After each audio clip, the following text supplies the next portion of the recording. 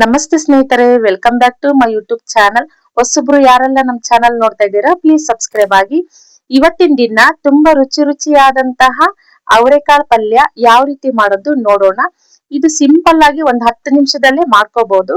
ಬನ್ನಿ ಯಾವ ರೀತಿ ಮಾಡೋದು ನೋಡೋಣ.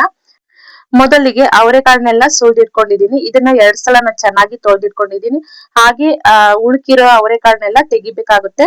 ನೆಕ್ಸ್ಟ್ ಅವರೆಕಾಳು ಪಲ್ಯಕ್ಕೆ ಬೇಕಾಗಿರುವಂತ ಇಂಗ್ರೀಡಿಯೆಂಟ್ಸ್ ನೋಡೋಣ.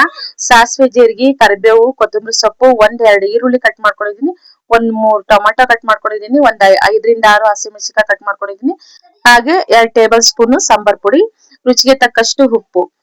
ನೆಕ್ಸ್ಟ್ ಗ್ಯಾಸ್ ಹಚ್ಬಿಟ್ಟು ಒಂದ್ ಕುಕ್ಕರ್ ಇಟ್ಕೊಂಡಿದೀನಿ. ಹಾಗೆ ಆಲ್ರೆಡಿ ಎಣ್ಣೆ ಹಾಕಿಟ್ಟಿದೀನಿ. ಎಣ್ಣೆ ಬಿಸಿ ಆಗಿದೆ. ಸಾಸಿವೆ, ಜೀರಿಗೆ ಹಾಕೊಳ್ಳಣ್ರಿ. ಹಾಗೆ ಕರಿಬೇವು ಕೂಡ ಹಾಕೊಳ್ಳಣ್ರಿ. ಚೆನ್ನಾಗಿ ಚಟ್ಪಟ್ ಅನ್ಬೇಕು ಸಾಸಿವೆ ಜೀರಿಗೆ.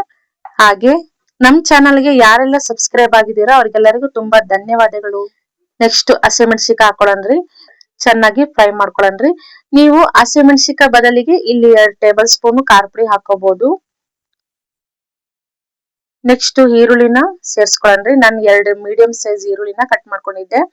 ಈರುಳ್ಳಿನ ಬ್ರೌನ್ ಕಲರ್ ಬರೋ ತನಕನು ನಾವು ಫ್ರೈ ಮಾಡ್ಕೋಬೇಕಾಗುತ್ತೆ. ಚೆನ್ನಾಗಿ ಫ್ರೈ ಮಾಡ್ಕೊಳ್ಳಿ.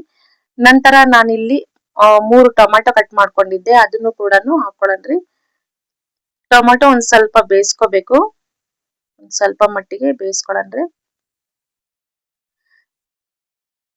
ನೆಕ್ಸ್ಟ್ ಅವರೆಕಾಳನ್ನು ಸೇರ್ಸ್ಕೊಳ್ಳಣ್ರಿ. ನೋಡ್ರಿ, ಕುಕ್ಕರ್ ಅಲ್ಲಿ ಒಂದ್ 10 ಅಥವಾ 5 ನಿಮಿಷದಲ್ಲೇ ಮಾಡ್ಕೋಬಹುದು ಅವರೆಕಾಳು ಪಲ್ಯ. ನೆಕ್ಸ್ಟ್ ರುಚಿಗೆ ತಕ್ಕಷ್ಟು ಉಪ್ಪನ್ನ ಸೇರ್ಸ್ಕೊಳ್ಳಣ್ರಿ. 1 ಸ್ಪೂನ್ ಅಷ್ಟು ಉಪ್ಪನ್ನ ಹಾಕೊಳ್ತಾ ಇದೀನಿ. 2 ಸ್ಪೂನ್ ನೋಡ್ರಿ ಸಾಂಬಾರ್ ಪುಡಿ ಸೇರ್ಸ್ಕೊಳ್ತಾ ಇದೀನಿ. 1 ಗ್ಲಾಸಿನಷ್ಟು ನಾನು ನೀರನ್ನ ಸೇರ್ಸ್ಕೊಳ್ತಾ ಇದೀನಿ. ನೋಡ್ರಿ, ಪಲ್ಯ ನಿಮಗೆ ಗಟ್ಟಿ ಬೇಕು ಅಂದ್ರೆ ಅರ್ಧ ಲೋಟ ನೀರ್ ಹಾಕೊಳ್ಳಿ. ನಾನಿಲ್ಲಿ ಸ್ವಲ್ಪ ಪಲ್ಯ ರಸನಾಗ್ ಮಾಡ್ತಾ ಇದೀನಿ. ಅನ್ನಕ್ಕೆ, ರೈಸಿಗೆ, ಚಪಾತಿಗೆ, ರೊಟ್ಟಿಗೆ ಎಲ್ಲದಕ್ಕೂ ಬರುತ್ತೆ. ಹಾಗಾಗಿ ಪಲ್ಯ ಸ್ವಲ್ಪ ತೆಳುವಾಗಿ ಮಾಡ್ತಾ ಇದೀನಿ. ನೋಡ್ರಿ, ಆಲ್ರೆಡಿ ಕುಕ್ಕರ್ ಕೂಗಿದೆ. ನೋಡ್ರಿ, ಬೆಂದಿದೆ ಅಂತ ನೋಡೋಣ ಬನ್ನಿ. ನೋಡ್ರಿ, ಆಲ್ರೆಡಿ ಒಂದ್ ಇಚಿಕಿ ನೋಡಣ್ರಿ ಅವರೆಕಾಳು ಬೆಂದಿದೆ ಇಲ್ಲ ಅಂತ ನಾವು ನೋಡ್ಬೇಕಾಗತ್ತೆ. ನೋಡ್ರಿ, ಬೆಂದಿದೆ. ಇದಕ್ಕೆ ಸ್ವಲ್ಪ ಕೊತ್ತಂಬರಿ ಸೊಪ್ಪು ಹಾಕೊಳ್ಳಣ್ರಿ. ಹಾಗೆ ನಾನು ಮುಂಚೆನೆ ಕುರ್ಷಣಿ ಶೇಂಗಾನ ಹುರ್ಕೊಂಡು ಅದು ಪುಡಿ ಮಾಡಿ ಇಟ್ಕೊಂಡಿದ್ದೆ, ಅದನ್ನು ಕೂಡ ಸೇರ್ಸ್ಕೊಳ್ಳಣ್ರಿ. 4 ಸ್ಪೂನ್ ಹಾಕೋಬೇಕಾಗುತ್ತೆ. ಅದು ಪುಡಿ ಹಾಕೋದ್ರಿಂದ ಪಲ್ಯ ತುಂಬಾ ಟೇಸ್ಟಿಯಾಗಿ ತುಂಬಾ ರುಚಿಕರವಾಗುತ್ತೆ ಕಣ್ರಿ. ನೋಡ್ರಿ, ಈ ಪಲ್ಯನ ಒಂದ್ ಪ್ಯಾನಿಗೆ ಹಾಕೊಳ್ತಾ ಇದೀನಿ. ಅದನ್ನು ಕೂಡ ಸ್ವಲ್ಪ ಗ್ಯಾಸಿನ ಮೇಲೆ ಇಟ್ಬಿಟ್ಟು ನಾವು ಸ್ವಲ್ಪ ಕುದಿಸ್ಕೊಳ್ಳಣ್ರಿ ಪಲ್ಯ.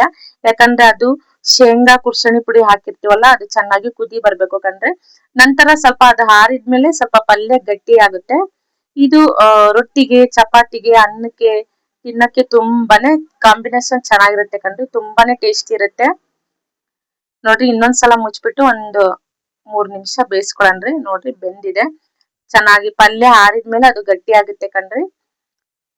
ಈ ರೆಸಿಪಿ ಇಷ್ಟ ಆತಂದ್ರೆ ನೀವು ಒಂದ್ಸಲ ಮನೇಲಿ ಟ್ರೈ ಮಾಡಿ. ಯಾವ ರೀತಿ ಬಂದಿದೆ ಅಂತ ಕಮೆಂಟ್ ಬಾಕ್ಸ್ ಅಲ್ಲಿ ತಿಳಿಸಿ ಸ್ನೇಹಿತರೆ.